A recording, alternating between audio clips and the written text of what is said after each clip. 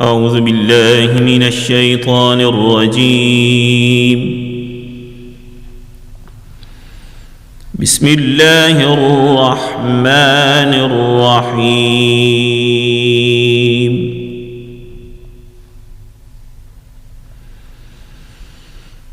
يا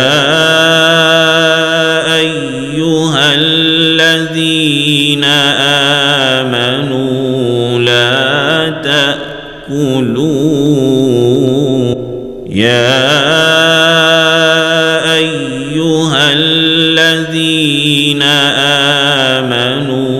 لا تأكلوا أموالكم بينكم بالباطل إلا أن تكون تجارة عن تراض منكم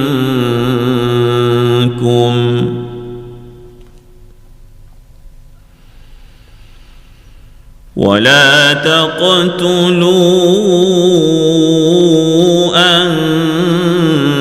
أنفسكم إن الله كان بكم رحيما.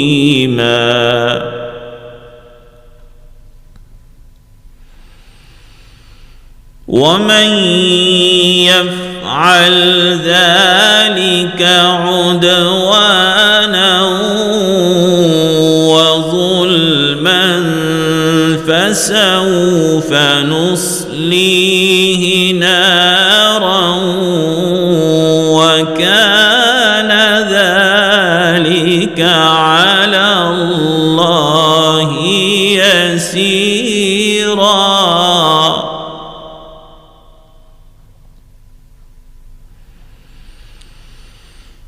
إن تجتنبوا كبائر ما تنهون عنه نكفر عنكم سيئاتكم وندخلكم مدخلا كريما.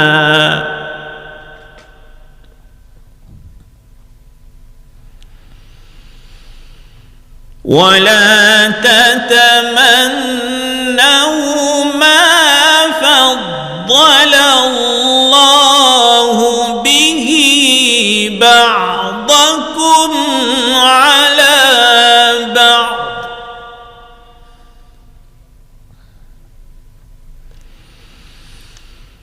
للرجال نصيب مما اكتسبوا وللنساء نصيب مما اكتسبن واسألوا الله من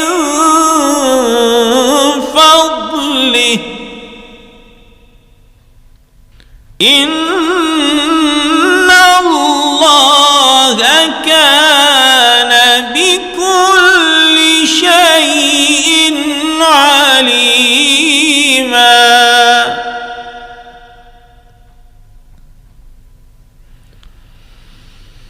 ولكل جعلنا موالي مما ترك الوالدان والأقربون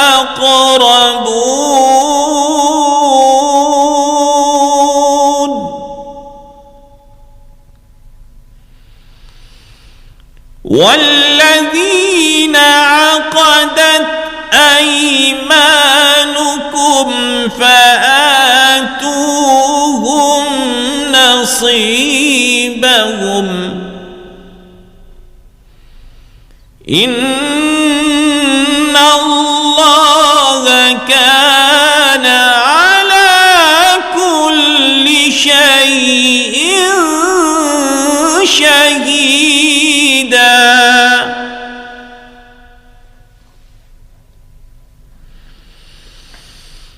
الرجال قوامون على النساء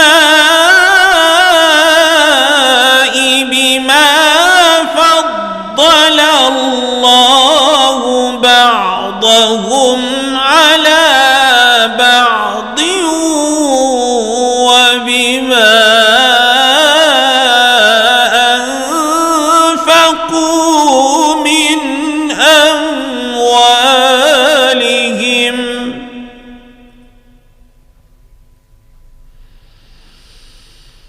فالصالحات قانتات حافظات للغيب بما حفظ الله.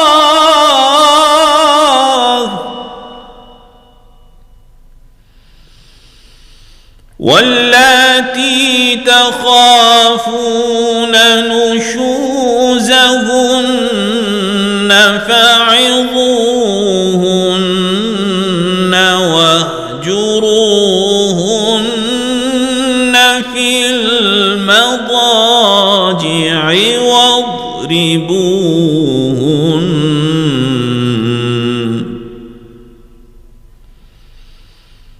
فإن أطعنكم فلا تبغوا عليهن سبيلا إن الله كان عليا كبيرا. صدق اللہ العظیم. اللہ کے نام سے جو بڑا مہربان نہایت رحم والا ہے. مومنو، ایک دوسرے کا مال ناحق نہ کھاؤ. ہاں، اگر آپس کی رضامندی سے تجارت کا لین دین ہو اور اس سے مالی فائدہ حاصل ہو جائے تو وہ جائز ہے. اور اپنے آپ کو ہلاک نہ کرو، کچھ شک نہیں کہ اللہ تم پر مہربان ہے. اور جو ظلم و زیادتی سے ایسا کرے گا ہم اس کو عنقریب جہنم میں داخل کریں گے، اور یہ اللہ کو آسان ہے. اگر تم بڑے بڑے گناہوں سے جن سے تم کو منع کیا جاتا ہے اجتناب رکھو گے تو ہم تمہارے چھوٹے چھوٹے گناہ معاف کر دیں گے اور تمہیں عزت کے مکانوں یعنی جنت میں داخل کریں گے. اور جس چیز میں اللہ نے تم میں سے بعض کو بعض پر فضیلت دی ہے اس کی ہوس مت کرو. مردوں کو ان کاموں کا ثواب ہے جو انہوں نے کیے، اور عورتوں کو ان کاموں کا ثواب ہے جو انہوں نے کیے. اور اللہ سے اس کا فضل و کرم مانگتے رہو، کچھ شک نہیں کہ اللہ ہر چیز سے واقف ہے. اور جو مال ماں باپ اور رشتہ دار چھوڑ مرے تو حقداروں میں تقسیم کر دو کہ ہم نے ہر ایک کے حقدار مقرر کر دیے ہیں. اور جن لوگوں سے تم عہد کر چکے ہو ان کو بھی ان کا حصہ دو. بے شک اللہ ہر چیز کے سامنے ہے.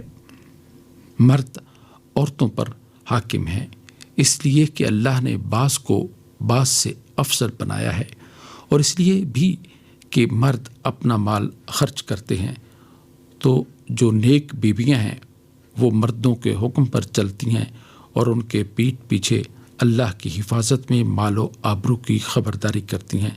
اور جن عورتوں کی نسبت تمہیں معلوم ہو کہ سرکشی اور بدخوئی کرنے لگی ہیں تو پہلے ان کو زبانی سمجھاؤ. اگر نہ سمجھیں تو پھر ان کے ساتھ سونا ترک کر دو. اگر اس پر بھی باز نہ آئیں تو زد و کوب کرو یعنی مارو. اور اگر فرما بردار ہو جائیں تو پھر ان کو ایذا دینے کا کوئی بہانہ مت ڈھونڈو. بے شک اللہ سب سے اعلیٰ جلیل القدر ہے. وآخر دعوانا ان الحمد للہ رب العالمین. ابھی آپ 5ویں پارے میں سورہ نساء کی آیات 29 تا 34 کی تلاوت اور ترجمہ سننے کی سعادت حاصل کر رہے تھے۔ تلاوت فرما رہے تھے قاری عبد الماجد نور۔ ہدیہ درود و سلام بحضور نبی کریم صلی اللہ علیہ وآلہ وسلم۔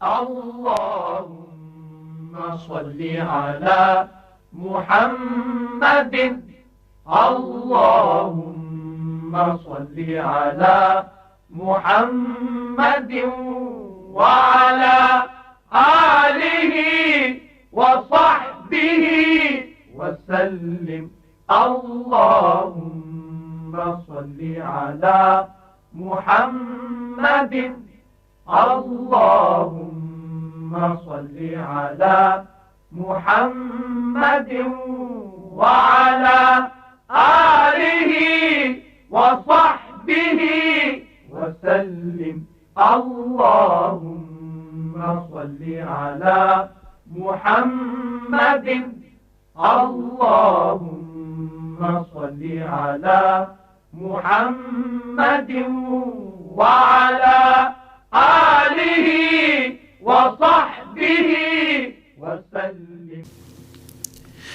ارشاد باری تعالیٰ ہے، اے اہل ایمان، اللہ سے ڈرتے رہو اور راست بازوں یعنی سچوں کے ساتھ رہو۔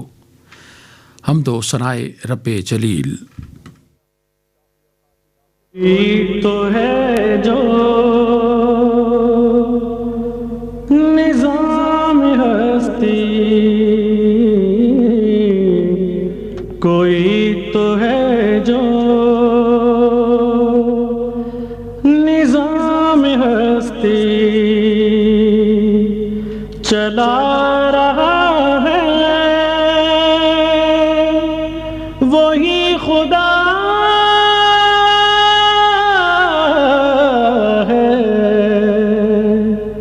کوئی تو ہے جو نظام ہستی چلا رہا ہے، وہی خدا ہے۔ دکھائی بھی جو نہ دے نظر بھی، دکھائی بھی جو نہ دے نظر بھی، جو آ رہا ہے وہی خدا ہے، وہی خدا ہے، وہی خدا ہے، وہی خدا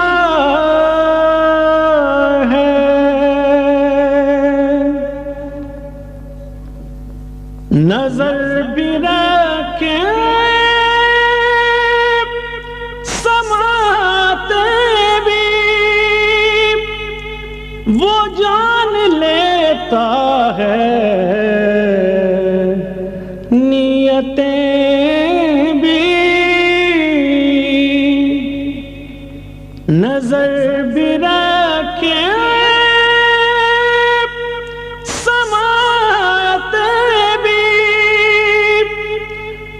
وہ جان لیتا ہے نیتیں بھی، جو خانہ لاشعور میں جگمگا رہا ہے، وہی خدا ہے، وہی خدا ہے، وہی خدا ہے، وہی خدا ہے۔ تلاش اس کو نہ کر بتوں میں، وہ ہے بدلتی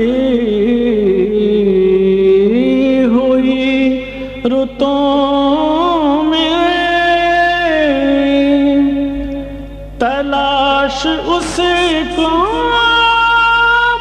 نہ کر بتوں میں، وہ ہے بدلتی ہوئی رتوں میں،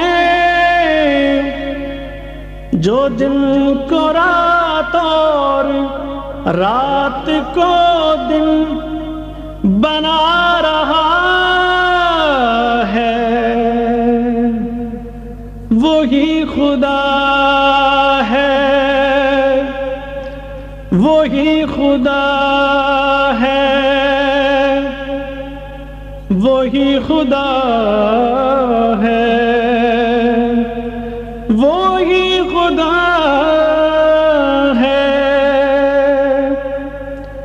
کوئی تو ہے جو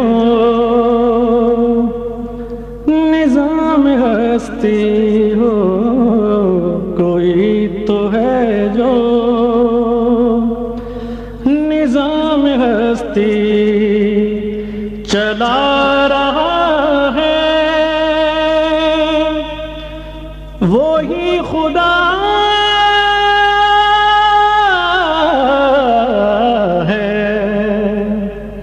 دکھائی بھی جو نہ دے نظر بھی جو آ رہا ہے، وہی خدا ہے، وہی خدا ہے، وہی خدا ہے، وہی خدا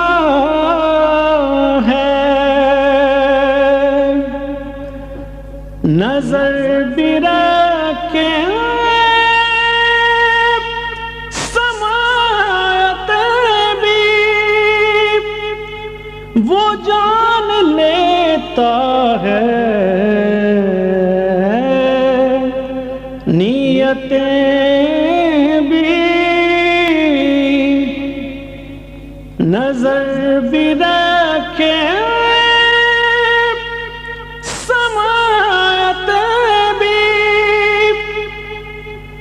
وہ جان لیتا ہے،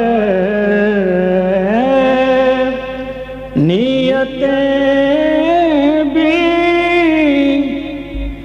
جو خانہ لاشعور میں جگمگا رہا ہے، وہی خدا ہے، وہی خدا ہے، وہی خدا ہے، وہی خدا ہے۔ کوئی تو ہے جو نظام ہستی چلا رہا ہے، وہی خدا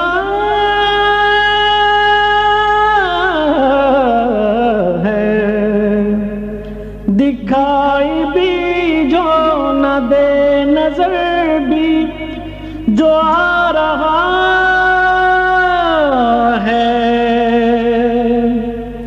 وہی خدا ہے، وہی خدا ہے، وہی خدا ہے، وہی خدا ہے۔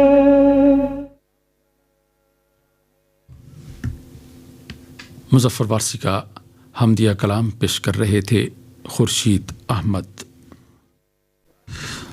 آئیے اب تقاریر کے سلسلے درس حدیث میں پروفیسر ڈاکٹر قاضی حسین احمد مدنی کی گفتگو سنتے ہیں۔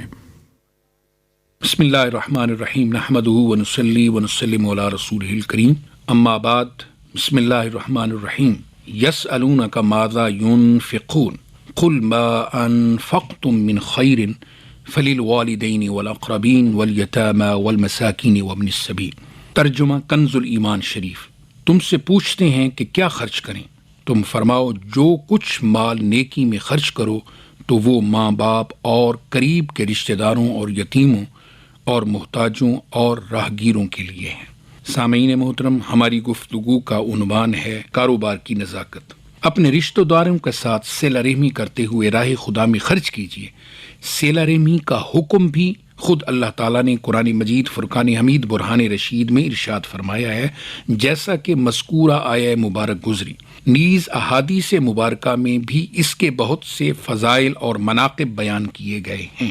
صدقہ کرنے اور رشتہ داروں کے ساتھ صلہ کرنے سے رزق میں وسعت اور عمر میں اضافہ ہوتا ہے۔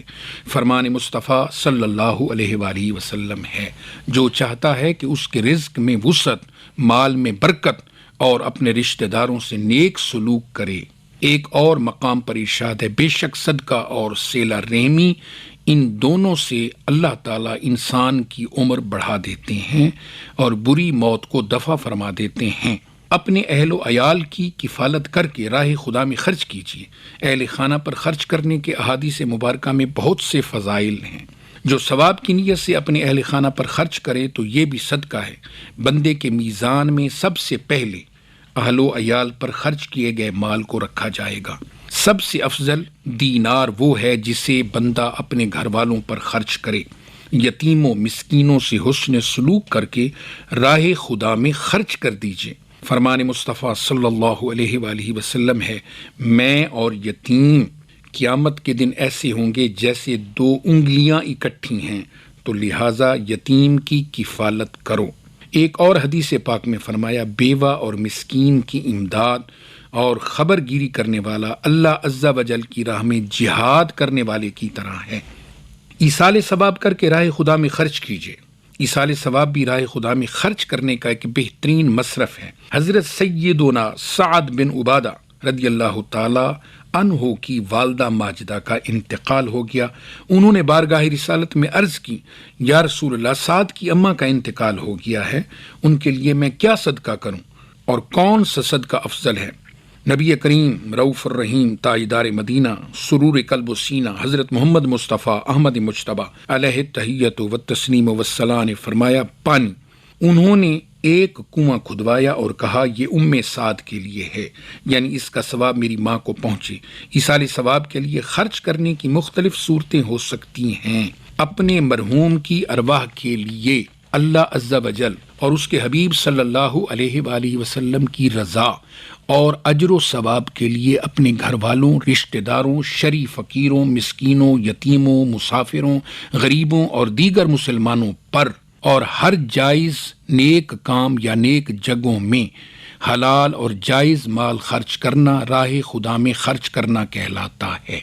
اللہ تعالیٰ جل جلالہ و عم نوالہ کا ارشاد گرامی ہے، یا ایہا الذین آمنوا انفقوا مما رزقناکم، اے ایمان والو راہ خدا میں ہمارے دیے ہوئے مال میں سے خرچ کیا کرو۔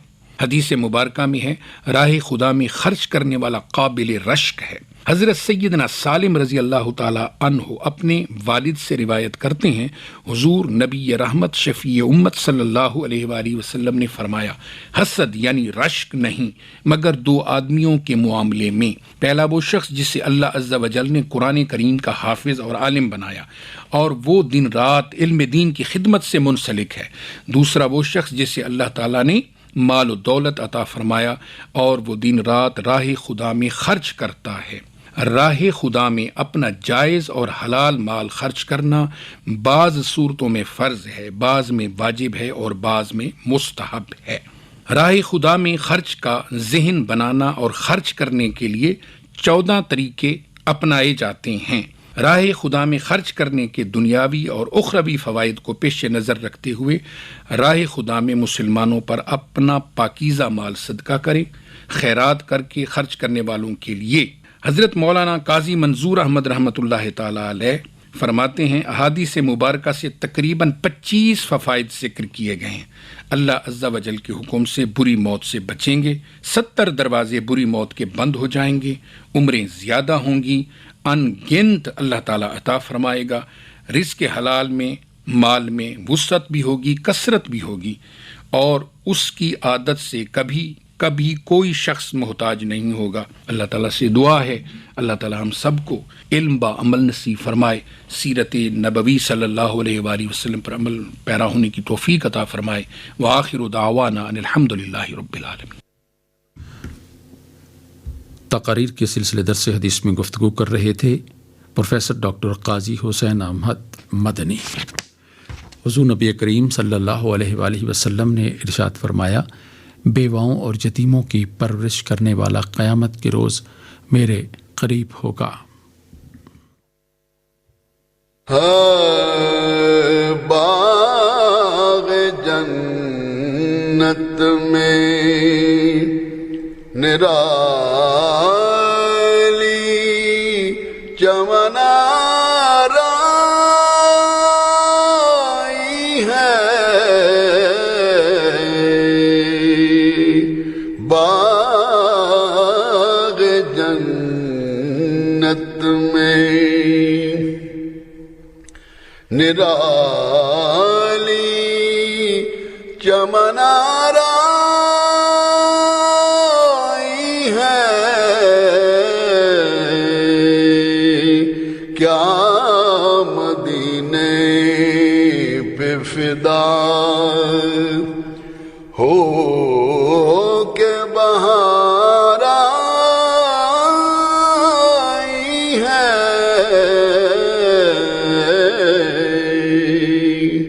کیا مدینے پہ فدا ہو کے بہار آئی ہے،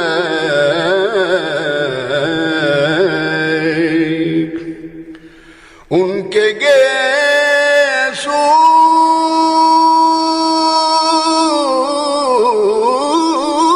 نہیں رحمت کی گھٹا چھائی ہے،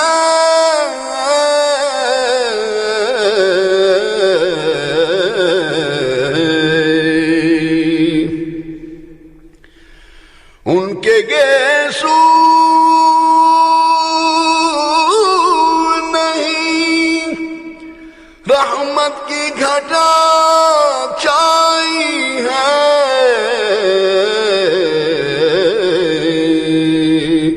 ان کے ابرو نہیں دو قبلوں کی یکجائی ہے، ان کے ابرو نہیں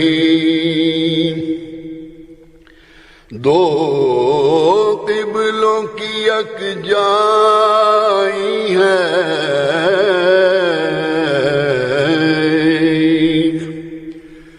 سر بالی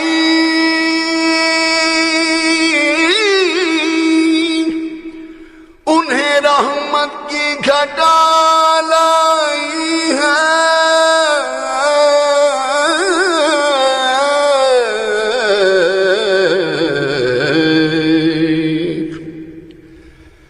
سر بالی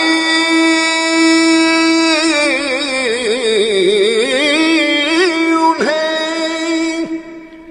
رحمت کی گھٹا لائی ہے،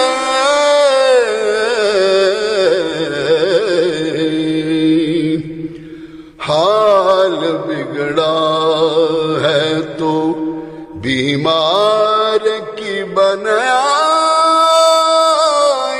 ہے، حال بگڑا ہے تو بیمار کی بنائی ہے،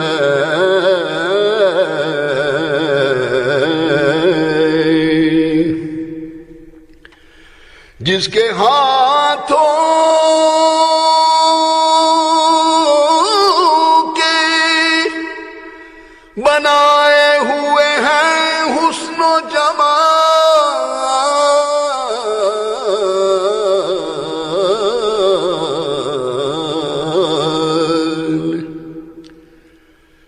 جس کے ہاتھوں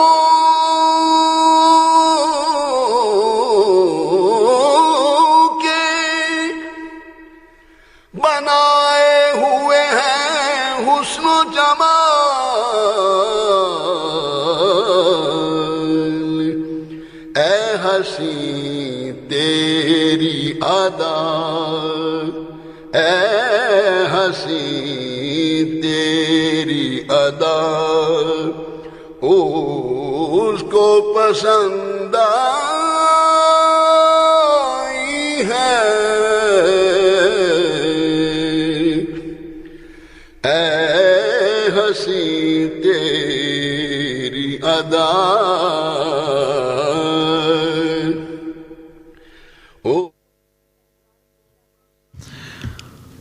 بارگاہ نبوی صلی اللہ علیہ وآلہ وسلم میں ہدیہ عقیدت پیش کر رہے تھے قاری ڈاکٹر محمد یونس۔ کلام تھا مولانا حسن رضا خان بریلوی کا۔ آئیے اب اعلیٰ اخلاقی اقدار کے سلسلے روشنی میں مولانا محمد شریف ہزاروی کی گفتگو سنتے ہیں۔ بسم اللہ الرحمن الرحیم، نحمدہ ونصلی علی رسولہ الکریم، اما بعد۔ بسم اللہ الرحمن الرحیم۔ حضور اکرم صلی اللہ علیہ وسلم کی پیدائش سے کئی سو برس قبل کا واقعہ ہے کہ یمن کے بادشاہ طبا کا مدینہ منورہ کے علاقے سے گزر ہوا۔ تقریباً 400 علماء تورات ان کے ہمراہ تھے۔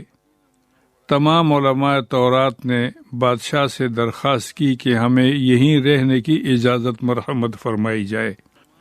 بادشاہ بڑا حیران ہوا کہ میری معیت چھوڑ کر تمہارے یہاں رہنے کا آخر سبب کیا ہے؟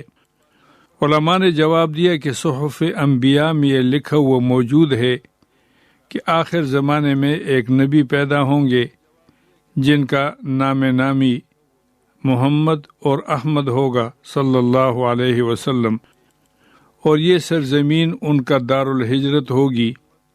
اس لیے ہم اس نبی کے استقبال کے لیے یہاں رہنا چاہتے ہیں کہ شاید ہمارے زمانے میں وہ تشریف لائیں۔ بادشاہ بڑا نیک دل تھا، سب کو وہاں قیام کی اجازت دے دی، بلکہ ہر ایک کو ایک مکان بھی بنا دیا، اور ایک خاص 2 منزلہ مکان نبی آخر الزمان صلی اللہ علیہ وسلم کے لیے تیار کروایا کہ جب وہ ہجرت کر کے یہاں تشریف لائیں تو اس مکان میں قیام فرمائیں گے۔ علاوہ ازیں اس نے آپ کے نام گرامی ایک خط لکھا جس میں اپنے عقیدت کا اظہار کیا۔ اس میں لکھا، شہدت علی احمد انہ رسول من اللہ بارئ النسمی، فلو مد عمری الی عمرہ لکنت وزیر لہ وابن عمی، وجاہدت بالسیف اعداءہ وفرجت عن صدرہ کل غم۔ میں گواہی دیتا ہوں کہ محمد مجتبیٰ اور احمد مصطفیٰ صلی اللہ علیہ وسلم خالق کائنات کے رسول ہیں۔ اگر میری عمر نے وفا کی تو میں ضرور ان کی معین اور مددگار بنوں گا، ان کی معیت میں رہوں گا، اور ان کے دشمنوں سے جہاد کر کے ان کے دل کو ہر غم سے آزاد کر کے شاد کروں گا۔ اس خط پر طبا نے اپنی مہر لگائی، ایک معتبر عالم کے حوالے کیا، اور وہ مکان بھی اس کے سپرد کیا کہ جب وہ تشریف لائیں تو ان کے خدمت میں یہ خط بھی دیں اور یہ مکان بھی میرے طرف سے پیش کر دینا۔ اگر تیری زندگی میں ان کی آمد نہ ہو تو اپنے اولاد کو یہ خط سپرد کر کے یہی وصیت کر دینا۔ حضرت ابو ایوب انصاری رضی اللہ تعالی عنہ اسی عالم کے اولاد میں سے ہیں، اور بقیہ انصار انہی علماء کے اولاد میں سے ہیں۔ حضرت ابو ایوب انصاری رضی اللہ تعالیٰ عنہ جس مکان میں رہتے تھے، یہ وہی مکان تھا جو بادشاہ نے آپ صلی اللہ علیہ وسلم کے لیے بنوایا تھا۔ جب آپ ہجرت کر کے تشریف لائیں مدینہ منورہ تو ہر انصاری کی خواہش تھی کہ آپ میرے مہمان بنیں۔ ہر آدمی کوشش کرتا تھا کہ آپ کی اونٹنی کی مہار پکڑ کر اپنے گھر لے جائیں۔ آپ صلی اللہ علیہ وسلم نے جب ان کے اشتیاق کا یہ منظر دیکھا تو مہار اونٹنی کی گردن پر ڈال کر فرمایا، دعوہا فإنہا مامورۃ، اسے چھوڑ دو، یہ اللہ کے حکم سے جہاں ٹھہر جائے گی وہیں میرا مقام ہے۔ خدا کی قدرت دیکھیں کہ وہ اونٹنی مدینہ منورہ کے تمام گلیوں سے پھرتی پھراتی اسی مکان کے سامنے جا کر بیٹھ گئی جو طبہ نے آپ صلی اللہ علیہ وسلم کے نیت سے تیار کرایا تھا۔ حضرت ابو ایوب انصاری رضی اللہ تعالیٰ عنہ نے لپک کر سامان اٹھایا اور آپ کو گھر لے گئے اور میزبان رسول صلی اللہ علیہ وسلم کہلائے۔ اگر یہ کہہ دیا جائے کہ رسول اللہ صلی اللہ علیہ وسلم ابو ایوب انصاری رضی اللہ تعالیٰ عنہ کے مکان پر نہیں اترے تھے بلکہ اپنے مکان پر اتریں گے تو یہ بیجا نہ ہوگا۔ حضرت ابو ایوب انصاری رضی اللہ تعالیٰ عنہ نے آپ سے اصرار کیا کہ آپ بالا خانے میں قیام فرمائیں، مگر آپ صلی اللہ علیہ وسلم نے بعض مصالح کے پیش نظر نچلے حصے میں رہنا پسند فرمایا۔ کہا جاتا ہے کہ آپ صلی اللہ علیہ وسلم کی تشریف آوری کے بعد حضرت ابو ایوب انصاری رضی اللہ تعالیٰ عنہ نے وہ خط بھی آپ کی خدمت میں پیش کر دیا جو بادشاہ نے آپ کے لیے لکھا تھا۔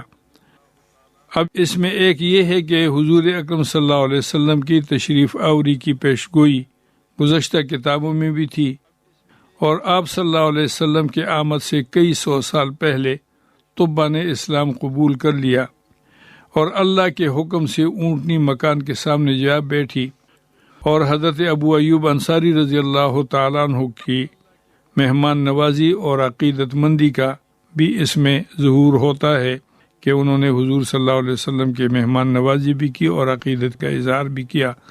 اللہ کریم ہمیں حضور صلی اللہ علیہ وسلم کے ساتھ عقیدت کی توفیق عطا فرمائے۔ اعلیٰ اخلاقی اقدار کے سلسلے روشنی میں گفتگو کر رہے تھے مولانا محمد شریف ہزاروی۔ حضور نبی کریم صلی اللہ علیہ وآلہ وسلم نے ارشاد فرمایا، جب کوئی مر جائے تو پھر اس کی برائی کی بات زبان پر مت لاؤ، اس کا معاملہ اب اپنے رب سے ہے۔ بے یارو مددگارو بے برگو نوا تنہا، بے یارو مددگارو بے برگو نوا تنہا،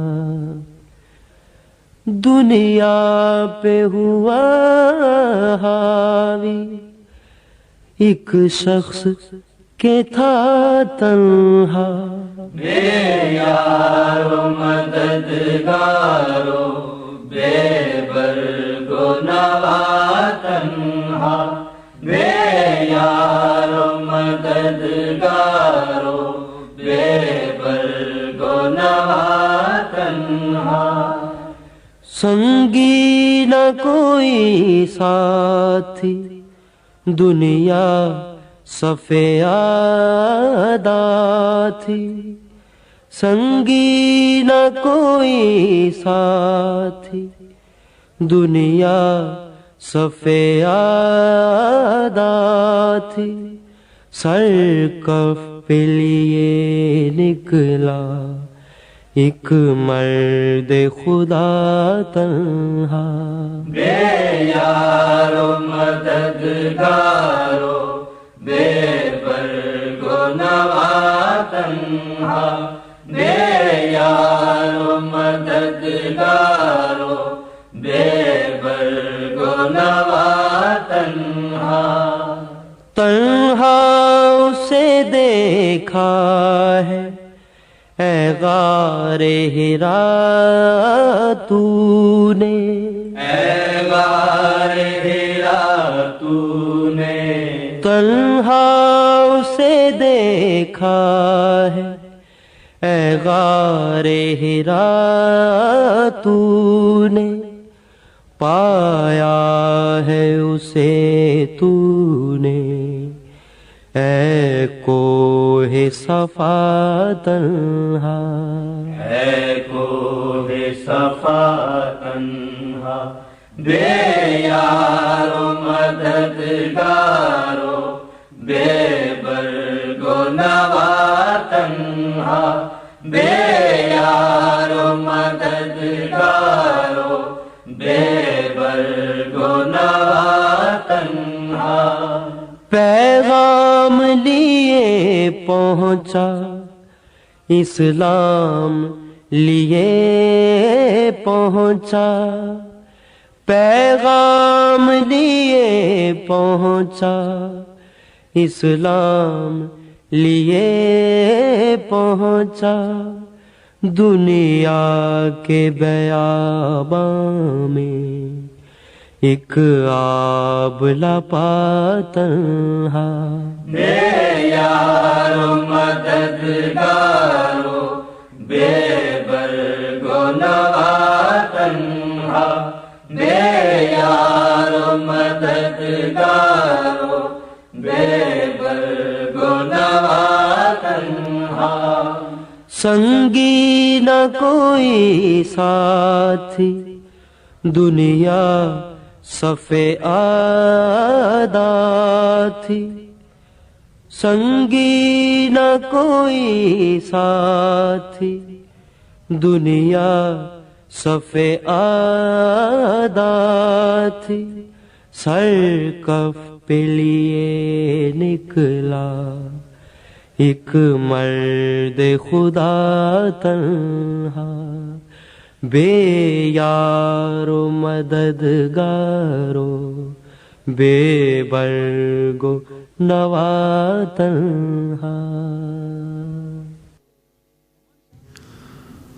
بارگاہ نبوی صلی اللہ علیہ وآلہ وسلم میں انجم رومانی کے گلہائے عقیدت اعجاز قیصر اور ساتھیوں کی آواز میں پیش کیے گئے۔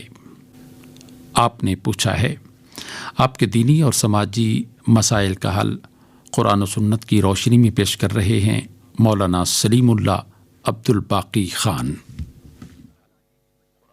بسم اللہ الرحمن الرحیم، الحمد للہ وحدہ والصلاة والسلام علی من لا نبی بعدہ، اما بعد۔ سراج صاحب صوبہ سندھ سے پوچھتے ہیں کہ کوئی شخص صدقے کا جانور جو ذبح کرتا ہے تو کیا اس صدقے کے گوشت سے اپنی فیملی اور بال بچوں کو کھلا سکتا ہے؟ جواب یہ ہے، اگر تو وہ کوئی واجب صدقہ ہے، جیسے نذر ہے، کفارہ ہے، کوئی فدیہ ہے، یا دم جس کو کہا جاتا ہے حج اور عمرہ وغیرہ میں، تو پھر خود اسے اور اس کے بچوں کو جو ان کے زیر کفالت ہے انہیں وہ گوشت نہیں کھانا چاہیے۔ ہاں البتہ قریبی رشتہ داروں میں کوئی غریب، نادار یا مستحق شخص ہو تو اسے ضرور دے دے، اس میں دگنا اجر ملے گا، صدقے کا بھی اور صلہ رحمی کا بھی۔ اور اگر وہ صدقہ نفلی صدقہ یعنی عام صدقہ خیرات ہے تو اس میں سے اگر وہ خود یا اور اس کے بچے بھی کچھ کھا لے تو اس میں حرج نہیں ہے، کیونکہ یہ نفلی صدقہ ہے۔ وہ صدقہ کرنے کی یا نہ کرنے کی اس انسان کو آزادی حاصل ہے، لہذا جب نفلی صدقہ کرنے کا ہی کسی کو پابند نہیں کیا جا سکتا تو کرنے کی صورت میں پورے جانور کو صدقہ میں دینے کی پابندی بطریق اولا نہیں ہے۔ لہذا عام نفلی صدقہ کے جانور کا گوشت وہ خود بھی کھا سکتا ہے، خواہ وہ مالدار ہی کیوں نہ ہو۔ جامع ترمذی وغیرہ میں ام المؤمنین حضرت عائشہ صدیقہ رضی اللہ تعالی عنہ کی روایت سے یہ حدیث موجود ہے، انہم ذبحوا شاة فقال النبی صلی اللہ علیہ وسلم ما بقی منها قلت ما بقی منها الا کتفها قال بقی كلها غیر کتفها۔ ام المؤمنین فرماتی ہے کہ انہوں نے ایک بکری ذبح کیا تھا تو رسول اللہ صلی اللہ علیہ وسلم نے فرمایا، کیا بکری کے گوشت سے کچھ بچا ہوا ہے؟ حضرت عائشہ نے فرمایا، ایک دستی کے علاوہ باقی سب ختم ہوا ہے، کچھ بھی نہیں بچا ہے۔ تو رسول اللہ صلی اللہ علیہ وسلم نے فرمایا، اچھا تو پھر سب کچھ بچا ہوا ہے سوائے ایک دستی کے۔ اس حدیث پاک سے دو باتیں سمجھ میں آتی ہے۔ پہلی بات، ایک تو انسان راہ خدا میں کچھ خرچ کرتا ہے یا صدقہ دیتا ہے تو ظاہراً وہ مال اس کے ہاتھ سے نکل جاتا ہے، لیکن چونکہ وہ اللہ کے ہاں مقبول ہو کر آخرت کے لیے ذخیرہ اور سرمایہ بن کر محفوظ رہتا ہے تو گویا کہ وہ ختم نہیں ہوا بلکہ باقی ہے۔ اور دوسری بات یہ سمجھ آتی ہے کہ نفلی اور عام صدقہ جس مقدار اور تعداد میں بھی انسان کرے اس میں کوئی پابندی نہیں۔ اسی لیے ام المومنین نے ذبح کیا جانور اکثر حصہ صدقہ کر کے ایک دستی گھر کی ضرورت کے لیے بچا رکھا تھا، جس پر رسول اکرم صلی اللہ علیہ وسلم نے کوئی اعتراض نہیں کیا، بلکہ یہ فرمایا کہ چونکہ یہ دستی اب ہم گھر میں استعمال کریں گے تو یوں سمجھو کہ یہ دستی ختم ہو گیا ہے، باقی صدقہ کیا ہوا حصہ سارا بچ گیا اور محفوظ ہو گیا ہے۔ اس سے مراد یہ ہے کہ نفل صدقہ سے جو خود کھا لیا تو وہ ذاتی استعمال میں آ گیا، لیکن جو تقسیم کر دیا گیا وہ باعث اجر و ثواب ہے۔ یہاں اس حوالے سے ایک اور سماجی رویے کی طرف بھی اشارہ کر دوں کہ ہمارے ہاں عموماً جب صدقہ کے لیے بکرا یا جانور دیکھا اور خریدا جاتا ہے تو بہت کمزور اور گزارے والا مال دیکھا جاتا ہے، بلکہ بیوپاری حضرات آپ سے پوچھتے ہیں کہ کس مقصد کے لیے چاہیے، اور جب اسے پتہ چلے کہ صدقے کا بکرا چاہیے تو لاغر ترین جانور دکھاتا ہے۔ اسی طرح ریلیف وغیرہ میں اشیاء خوردنوش، چاول، دال، آٹا وغیرہ تقسیم کرنے کی بات آتی ہے تو دکاندار کہتے یہ لے جائیں جی، آپ نے ریلیف میں دینا ہی ہے نا، کون سا گھر لے کے جانا ہے۔ تو سامعین کرام، یہ رویہ مناسب نہیں ہے۔ اللہ کے راستے میں صدقہ خیرات وہ چیز دے دے جو آپ کو خود اپنے لیے پسند ہے۔ قرآن مجید میں اللہ رب العزت نے ارشاد فرمایا لن تنالوا البر حتى تنفقوا مما تحبون، اپنی پسندیدہ چیز جب تک راہ خدا میں خرچ نہیں کرو گے تم ہرگز نیکی کے مقام پر فائز نہیں ہو سکتے۔ لہذا صدقہ خیرات اور راہ خدا میں خرچ کرتے ہوئے اس بات کو بھی مد نظر رکھا جائے۔ ان صاحب نے ایک اور سوال بھی پوچھا ہے کہ میرے بچے نے اپنی چاچی کا دودھ پیا ہوا ہے، اب قرآن و سنت کی روشنی میں بتائیں کہ رضاعت کی وجہ سے دونوں طرف کے بچوں کا رشتہ کیسے کیا جائے۔ اس کا جواب یہ ہے کہ جب کوئی خاتون کسی بچے کو دودھ پلاتی ہے تو وہ بچہ اس خاتون کا بیٹا بن جاتا ہے، جسے شریعت اسلامیہ کی زبان اور اصطلاح میں اور فقہا کے عرف میں رضاعی بیٹا کہا جاتا ہے۔ اب اس دودھ پینے پلانے کے تعلق کی وجہ سے جن خواتین سے اس بچے کا رشتہ حرام ہوتا ہے، قرآن نے ان کے بارے میں فرمایا وَأُمَّهَاتُكُمُ اللَّاتِي أَرْضَعْنَكُمْ وَأَخَوَاتُكُمْ مِنَ الرَّضَاعَةِ، یعنی محرم خواتین میں تمہاری رضاعی مائیں اور بہنیں شامل ہیں۔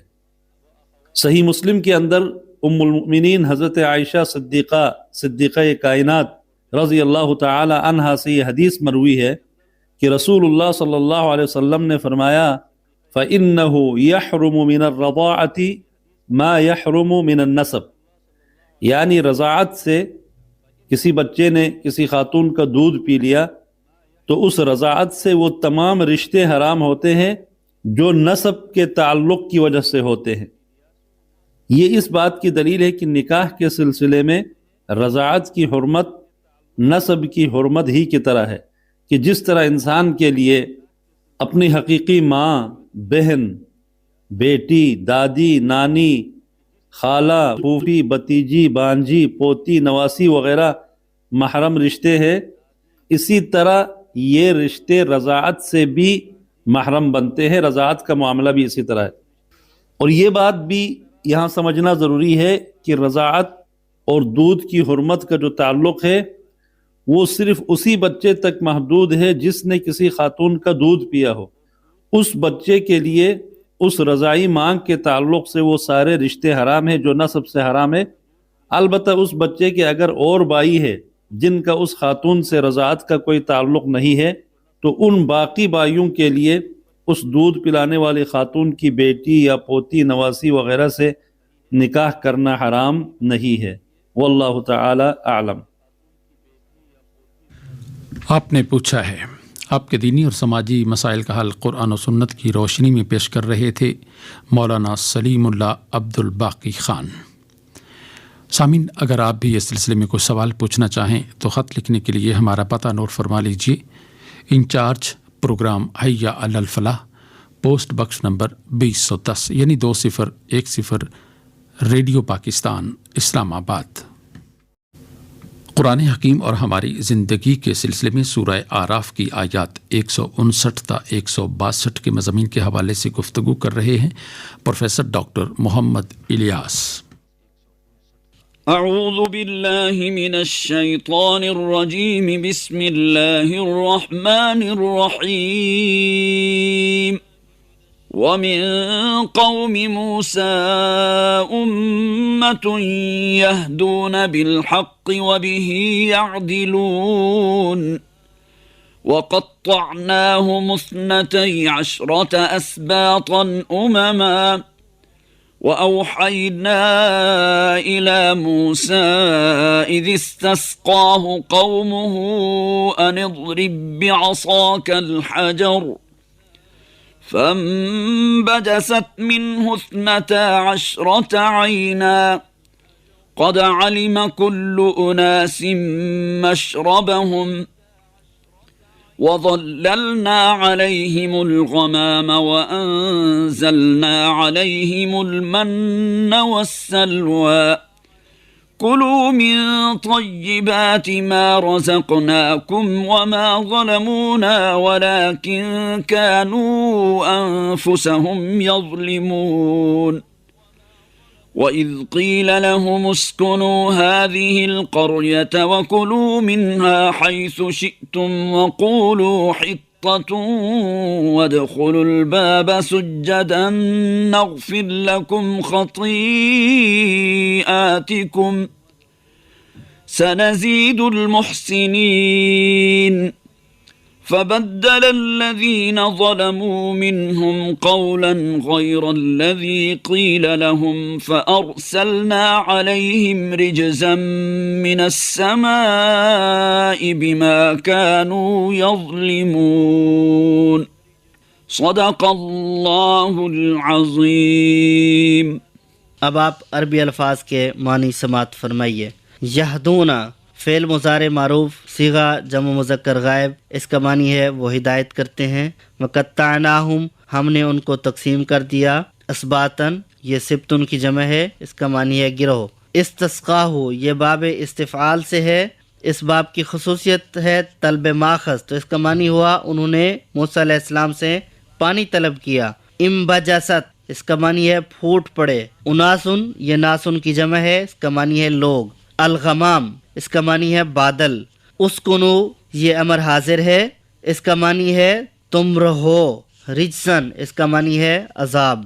اب آپ ترجمہ اور تشریح سماعت فرمائیے. موسیٰ علیہ السلام کی قوم میں ایک گروہ ایسا بھی تھا جو حق کے مطابق ہدایت کرتا تھا اور حق ہی کے مطابق انصاف کرتا تھا، اور ہم نے اس قوم کو 12 گھرانوں میں تقسیم کر کے انہیں مستقل گروہوں کی شکل دے دی تھی. اور جب موسیٰ علیہ السلام سے اس کی قوم نے پانی مانگا تو ہم نے اس کو اشارہ کیا کہ فلاں چٹان پر اپنی لاٹھی مارو. چنانچہ اس چٹان سے یکا یک 12 چشمے پھوٹ نکلے اور ہر گروہ نے اپنے پانی لینے کی جگہ متعین کر لی. ہم نے ان پر بادل کا سایہ کیا اور ان پر من و سلوہ اتارا. کھاؤ وہ پاک چیزیں جو ہم نے تم کو بخشی ہیں، مگر اس کے بعد انہوں نے جو کچھ کیا تو ہم پر ظلم نہیں کیا، بلکہ آپ اپنے ہی اوپر ظلم کرتے رہے. یاد کرو وہ وقت جب ان سے کہا گیا کہ اس بستی میں جا کر بس جاؤ اور اس کی پیداوار سے اپنے حسب منشا روزی حاصل کرو اور حتتن حتتن کہتے جاؤ اور شہر کے دروازے میں سجدہ ریز ہوتے ہوئے داخل ہو، ہم تمہاری خطائیں معاف کریں گے اور نیک رویہ رکھنے والوں کو مزید فضل سے نوازیں گے. مگر جو لوگ ان میں ظالم تھے انہوں نے اس بات کو جو ان سے کہی گئی تھی بدل ڈالا، اور نتیجہ یہ ہوا کہ ہم نے ان کے ظلم کی پاداش میں ان پر آسمان سے عذاب بھیج دیا. اکثر مترجمین نے اس آیت کا ترجمہ یوں کیا ہے کہ موسیٰ علیہ السلام کی قوم میں ایک گروہ ایسا ہے جو حق کے مطابق ہدایت اور انصاف کرتا ہے. یعنی ان کے نزدیک اس آیت میں بنی اسرائیل کی وہ اخلاقی اور ذہنی حالت بیان کی گئی جو نزول قرآن کے وقت تھی. یہ یہود پر اللہ جل شانہ کے احسانات کا تسلسل ہے. یہاں ایک اور نعمت یاد دلائی جا رہی ہے کہ جب تمہارے نبی نے تمہارے لیے پانی طلب کیا تو ہم نے اس پتھر سے چشمے بہا دیے جو تمہارے ساتھ رہا کرتا تھا، اور تمہارے ہر قبیلے کے لیے اس میں سے ایک چشمہ ہم نے جاری کرا دیا جسے ہر قبیلے نے جان لیا، اور ہم نے کہہ دیا کہ کہ من و سلوا کھاتے رہو اور ان چشموں کا پانی پیتے رہو، بے محنت کی روزی کھا پی کر ہماری عبادت میں لگے رہو، نافرمانی کر کے زمین میں فساد مت پھیلاؤ ورنہ یہ نعمتیں چھن جائیں گی۔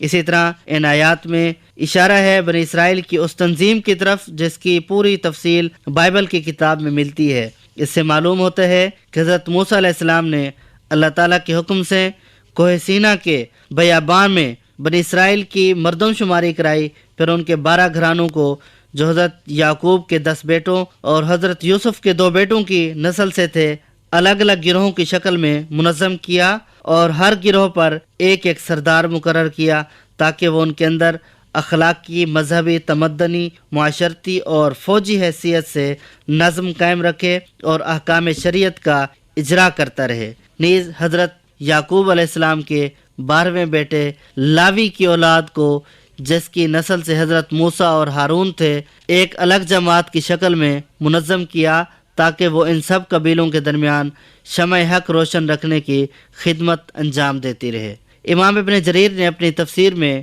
اس جگہ ایک عجیب خبر لکھی ہے کہ ابن جریج فرماتے ہیں جب بنی اسرائیل نے کفر کیا اور اپنے نبیوں کا قتل کیا، ان کے 12 گروہ تھے، ان میں سے ایک گروہ اس نالائق گروہ سے الگ رہا، اللہ تعالیٰ سے معذرت کی اور دعا کی کہ ان میں اور 11 گروہ میں وہ تفریق کر دے۔ چنانچہ زمین میں ایک سرنگ ہو گئی، یہ اس میں چلے گئے اور پرلے پار نکل گئے۔ وہاں پر سچے سیدھے مسلمان انہیں ملے جو ہمارے قبیلے کی طرف نماز پڑھتے تھے۔ کہتے ہیں اس سرنگ میں 1.5 سال تک وہ چلتے رہے۔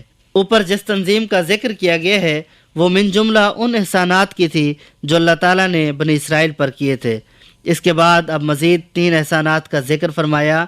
ایک یہ کہ جزیرہ نما سینا کے بیابانی علاقہ میں ان کے لیے پانی کی بہم رسانی کا غیر معمولی انتظام کیا گیا۔ دوسرے یہ کہ ان کو دھوپ کی تپش سے بچانے کے لیے آسمان پر بادل چھا دیا گیا۔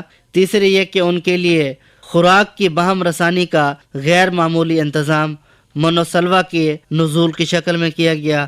ظاہر ہے کہ اگر ان 3 اہم ترین ضروریات زندگی کا بندوبست نہ کیا جاتا تو یہ قوم جس کی تعداد کئی لاکھ تک پہنچی ہوئی تھی اس علاقے میں بھوک پیاس سے بالکل ختم ہو جاتی۔ آج بھی کوئی شخص وہاں جائے تو یہ دیکھ کر حیران رہ جائے گا کہ اگر یہاں 15-20 لاکھ آدمیوں کا ایک عظیم الشان قافلہ یکا یک آ ٹھہرے تو اس کے لیے پانی، خوراک اور سائے کا آخر کیا انتظام ہو سکتا ہے۔ موجودہ زمانے میں پورے جزیرہ نما کی آبادی 55,000 سے زیادہ نہیں ہے، اور آج اس 22ویں صدی میں بھی اگر کوئی سلطنت وہاں 5-6 لاکھ فوج لے جانا چاہے تو اس کے مدبروں کو رسد کے انتظام کی فکر میں درد سر لاحق ہو جائے۔ یہی وجہ ہے کہ موجودہ زمانے کے بہت سے محققین نے جو نہ کتاب کو مانتے ہیں اور نہ معجزات کو تسلیم کرتے ہیں، یہ ماننے سے انکار کر دیا کہ بنی اسرائیل جزیرہ نما سینا کے اس حصے سے گزرے ہوں گے جس کا ذکر بائبل اور قرآن میں ہوا ہے۔ ان امور کو پیش نظر رکھنے سے صحیح طور پر اندازہ کیا جا سکتا ہے کہ ان چند مختصر آیتوں میں اللہ تعالیٰ نے بنی اسرائیل پر اپنے جن احسانات کا ذکر فرمایا ہے وہ در حقیقت کتنے بڑے احسانات تھے، اور اس کے بعد یہ کتنی بڑی احسان فراموشی تھی کہ اللہ کے فضل و کرم کی ایسی سری نشانیاں دیکھ لینے پر بھی یہ قوم مسلسل ان نافرمانیوں اور غداریوں کی مرتکب ہوتی رہی جن سے اس کی تاریخ بھری پڑی ہے۔ اللہ جل شانہ سے دعا ہے کہ اللہ جل شانہ ہمیں اپنے طرف سے دیے گئے انعامات اور فضل و کرم کا شکر ادا کرتے ہوئے اپنی فرمانبرداری کی توفیق عطا فرمائے، آمین۔ وما علینا الا البلاغ المبین۔ قرآن حکیم اور ہماری زندگی کے سلسلے میں سورہ اعراف کی آیات 159 تا 162 کے مضامین کے حوالے سے گفتگو کر رہے تھے پروفیسر ڈاکٹر محمد الیاس۔ دیار محبوب کے مسافر ہمیں دعاؤں میں یاد رکھنا،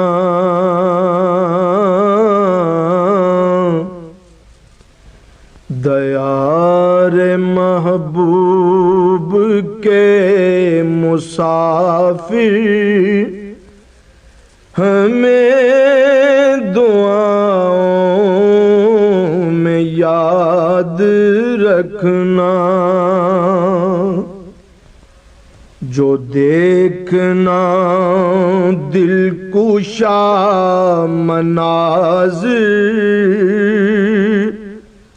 ہمیں دعاؤں میں یاد رکھنا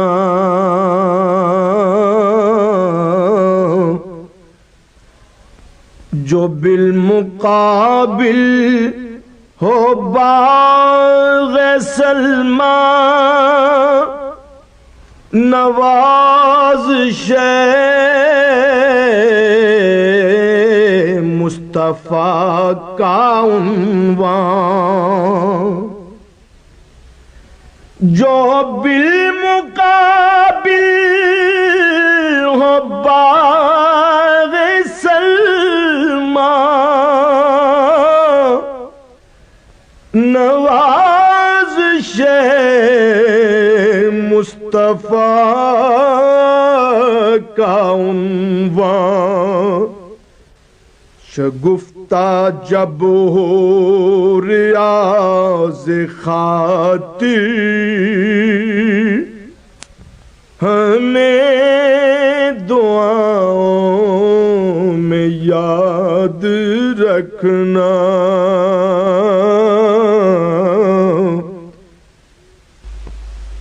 جو دیکھنا دل کشا مناظر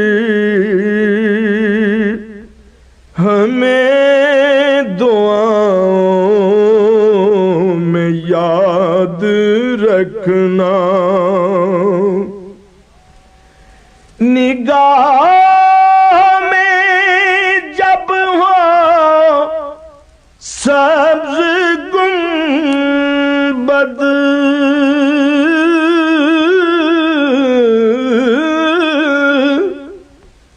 لبوں پہ صلی علی محمد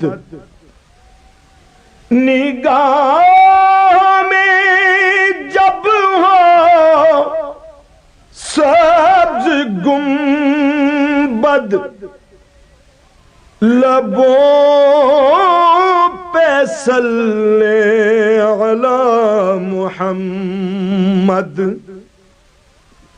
جو سامنے ہوں حرم کے طائر جو سامنے ہوں حرم کے طائر ہمیں دعاؤں میں یاد رکھنا جو دیکھنا دل کشا مناظر ہمیں دعاؤں میں یاد رکھنا نعت رسول مقبول صلی اللہ علیہ وآلہ وسلم پیش کر رہے تھے بدر الدین بدر، کلام تھا حفیظ طائب کا۔ آئیے پروگرام کے اختتامی لمحات میں اللہ تعالیٰ کے حضور دعا کے لیے ہاتھ پھیلائیں۔ اللہم صلی علی محمد وعلی آل محمد کما صلیت علی ابراہیم وعلی آل ابراہیم انک حمید مجید۔ اے الہ العالمین، تو ساری امت مسلمہ کو اپنے دامن رحمت میں ڈھانپ لے، تو پوری امت مسلمہ میں اتحاد اور اتفاق عطا فرما۔ اے الہ العالمین، تو ہمارے پیارے ملک پاکستان کو مضبوط اور مستحکم بنا، مسلمانوں کو پوری دنیا میں غلبہ عطا فرما۔ اے الہ العالمین، مسلمانوں کو اتحاد اور اتفاق کی دولت سے مالا مال فرما۔ اے الہ العالمین، ہر قسم کی ریشہ دوانیوں سے محفوظ فرما۔ ہم میں جو لوگ بیمار ہیں، کمزور ہیں، ان کی بیماریوں کو، ان کی تکلیفوں کو دور فرما۔ اے الہ العالمین، جو ہمارے عزیز رشتہ دار، ہمسائے، ساتھی اس دنیا سے گزر گئے، ان پر اپنی رحمتیں نازل فرما۔ روز محشر نبی اکرم صلی اللہ علیہ وسلم کی شفاعت نصیب فرما۔ اے الہ العالمین، آپ عفو تحب العفو فرماتے ہیں کہ میں معاف کرتا ہوں، معاف کرنا میری صفت ہے۔ ہم آپ کی بندگی کا، آپ کی فرما برداری کا حق ادا کرنے سے قاصر ہیں۔ اے الہ العالمین ہماری کوتاہیوں کو، لغزشوں کو معاف فرما۔ اے الہ العالمین جب اس دنیا سے رخصت ہوں تو تیری محبت اور تیرے رسول صلی اللہ علیہ وسلم کی محبت کے ساتھ رخصت ہوں۔